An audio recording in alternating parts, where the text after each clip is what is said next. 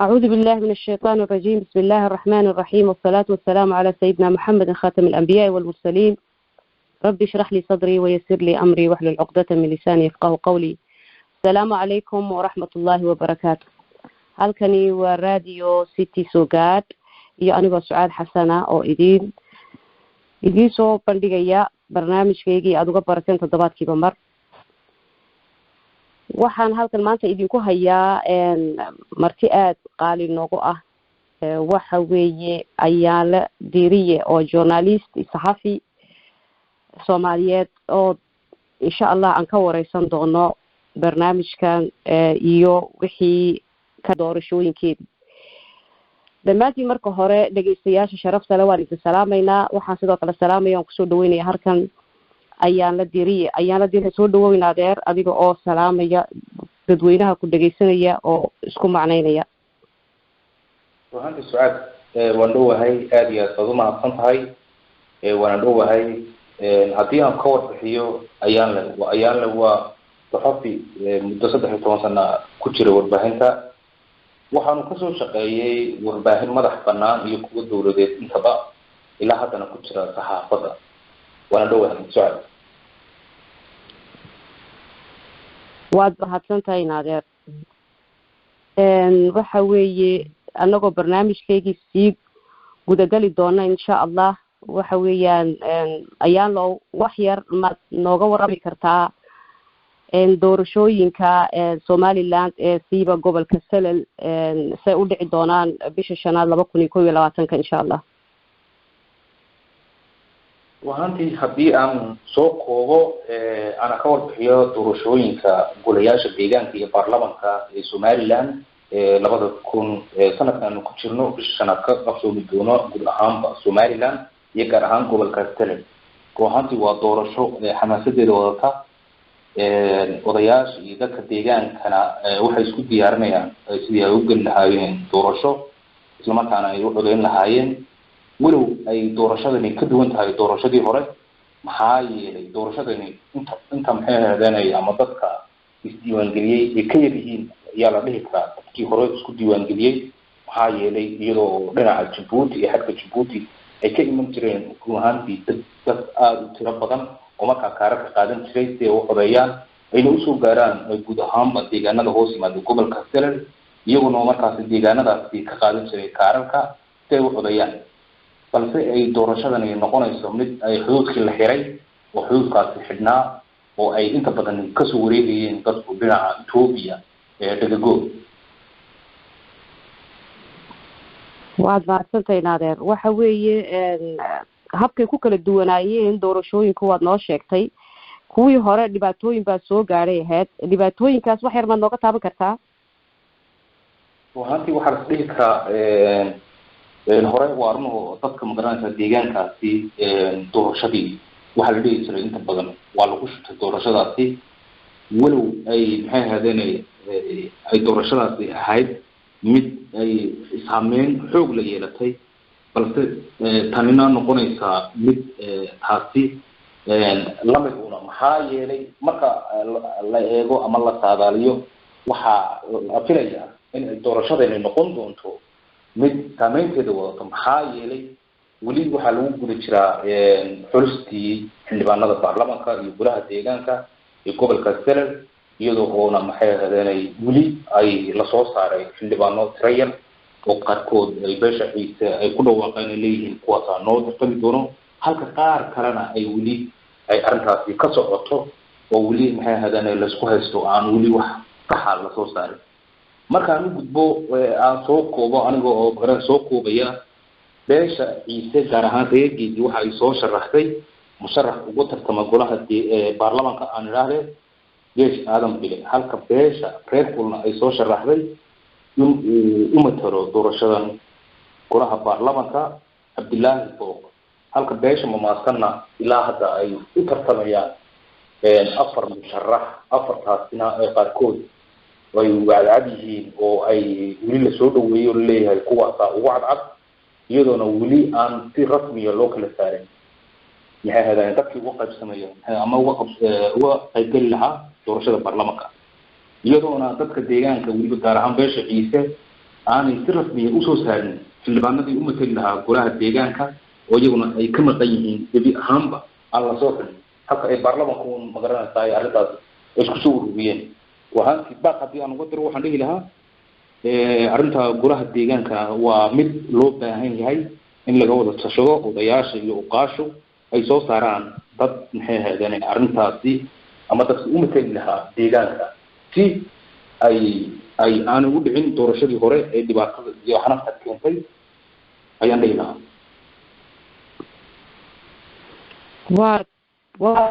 weeyi waxaan jeclahay inaan ku weydiiyo imise kursi baa loo ogol yahay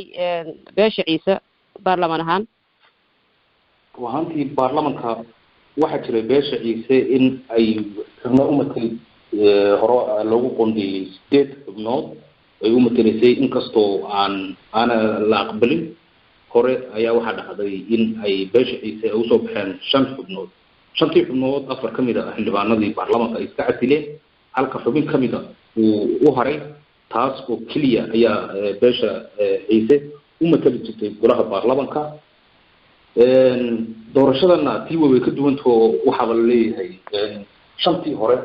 ayaaba meesha laga saaro 3 ka mid ah xildhibaanada baarlamanka ayaa leeyahay 3daas ayaa matali doona beesha ciise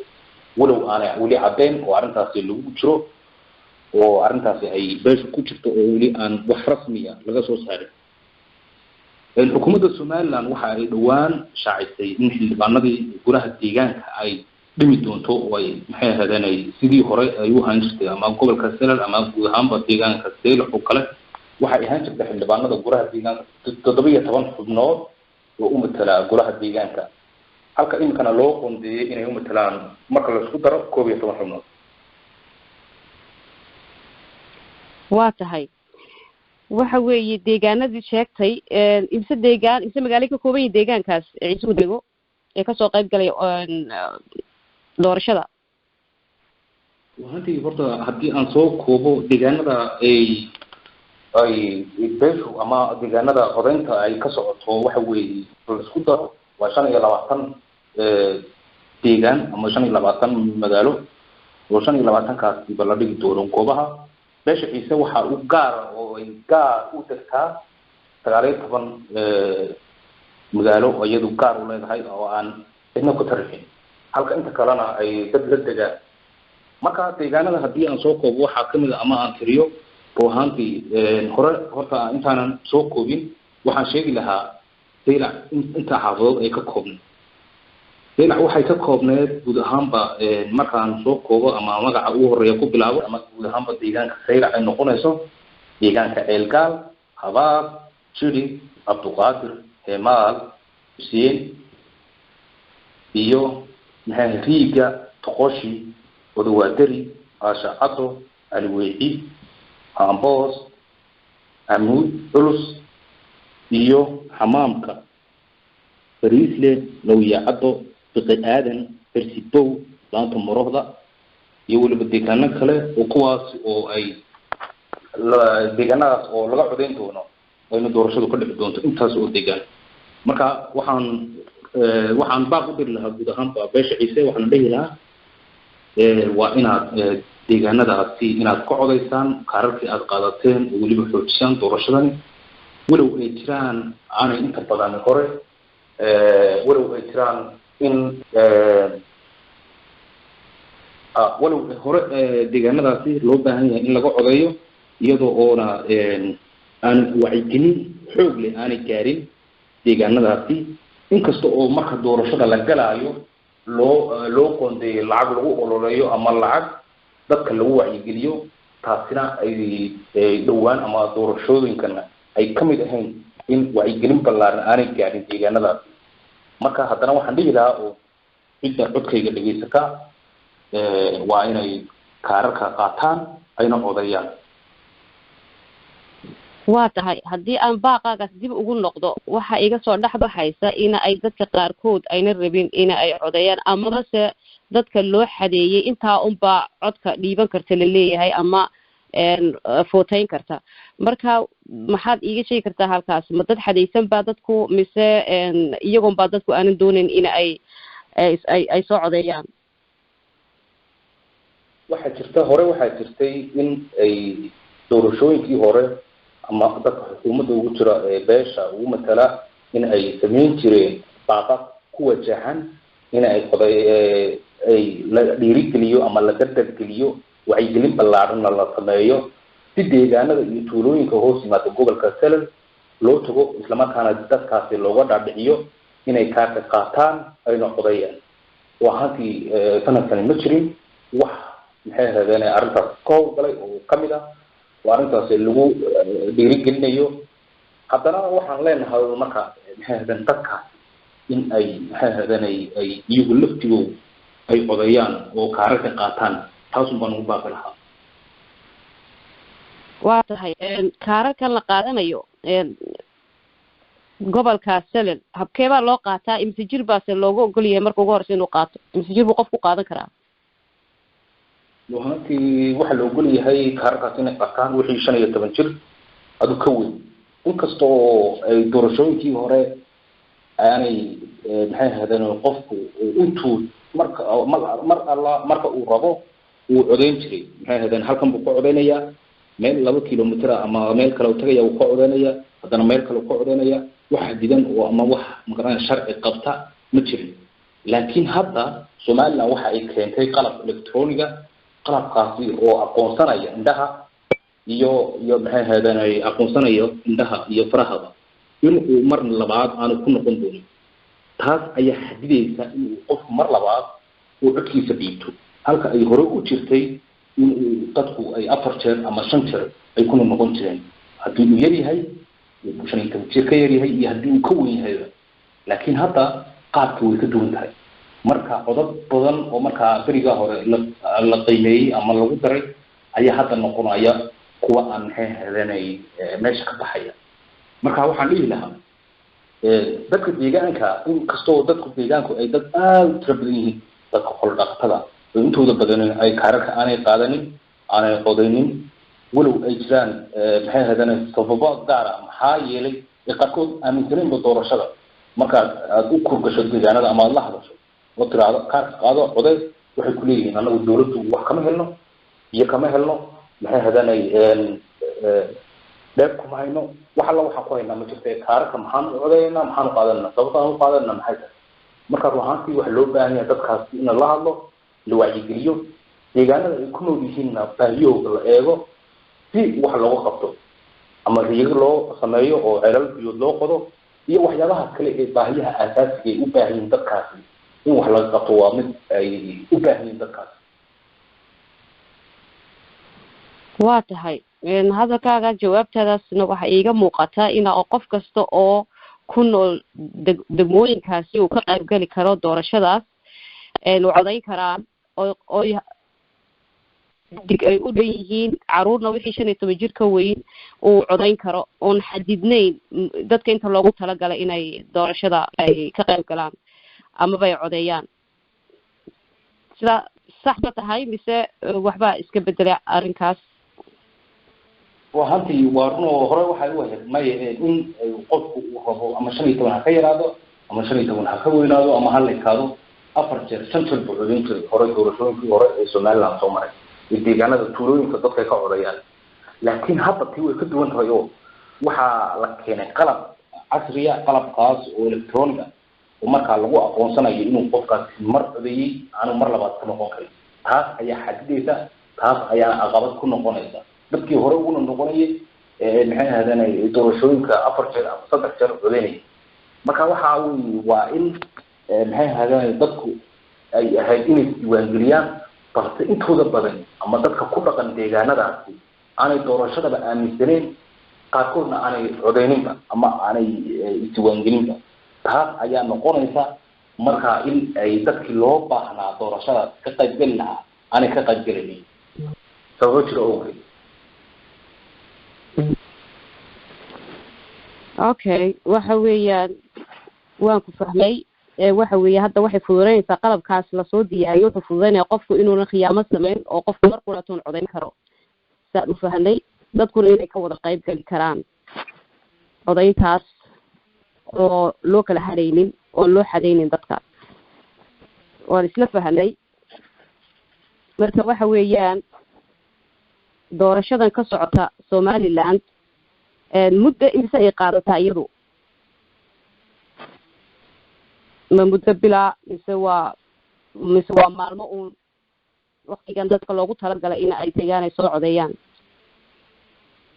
hantii horta doorashada waxay socotay qaar bixinta muddadii socotay oo dadku isku diiwaan gelinayeen marka dadkii isdiiwaan geliyay unbaa codeyn kara dad kale oo markaa isdiiwaan gelin horta ma codeyn karaan taasi way caqabada sidii markaa loo rabayna loogama howlgalin arrintaas ayaan dhihi karaa oo maxay ahaydeen waxa la rabaa in qofku مثلا waxa la rabaa qofku baarlamaanka kamid ah xubin kamid ah marka la soo sharaxo oo la rabo in loo codeeyo waa 7,000 oo waa inuu qofku helaa dadku deegaankaas way degayihiin waa dad aad u tiro badan oo aqyaad leh laakiin intooda badan kaarka ma qaataan sababta u leeyahay waxa weeye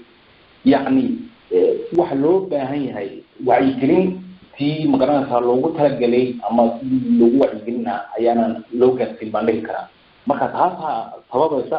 inay dadkaasi aanay kaarka qaadan inaanay isdiiwaan gelin taas ayaa caqabad ku noqon karta dadka deegaanka marka intii isdiiwaan gelisay unbaa codeyn kara oo kaarka qaadan karaa kaararkuna marka la qaato ama doorashadu waxay soconaysaa muddo 2 toddobaad ku dhow ayay soconaysaa si ay dadkaasi u codeeyaan fiican muddo 2 toddobaad ah taas waa jawaabtaadii ma ii sheegi kartaa saxafi ayaan leh dhulka uu dego ciisuhu Somaliland marka laga reebo Sanaag inta uu leeyahay waxaantii waa dhul aad u ballaaran oo aan qiyaasaan aan soo koobi karin maxaa yeelay guud ahaan waxay degaan ilaa iyo Hargeysa agteeda meel ku dhow Hargeysa ay degaan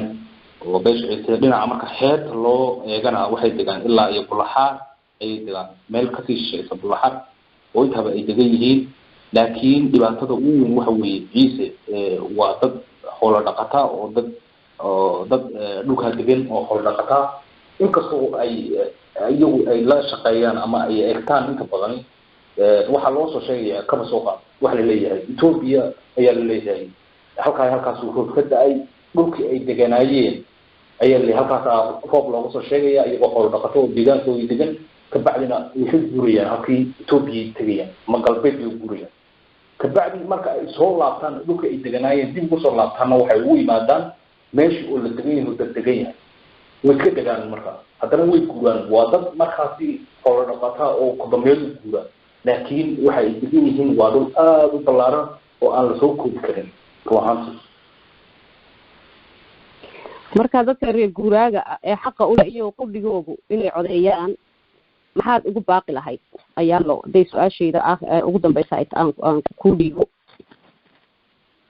hantii waxay ahayd horta doorashadani dadka reer guuraaga inay codeeyaan waajib u leeyihiin maadaama dadka ama deegaanka ay degan yihiin waayo doorashadu waxay ka dhacaysaa deegaanada ay degan yihiin waa waajib qofka muwaadina oo deegaankaas degan oo deegaanka uu ku dhashay inuu codeeyo codna dhiiban karo loona codeeyo xeerkaas ayaa dhigaya laakiin waxaad moodaa dadkaasi in aanay fahansaneynba qaabka loo codeeyo iyo qaabka ay maxay hadanay ay doorashada iyo qaabkeedaba aanay fahansaneyn intooda badani waa in hore ka sheego wacyigelin ballaaran ay u baahan yihiin dadkaasi marka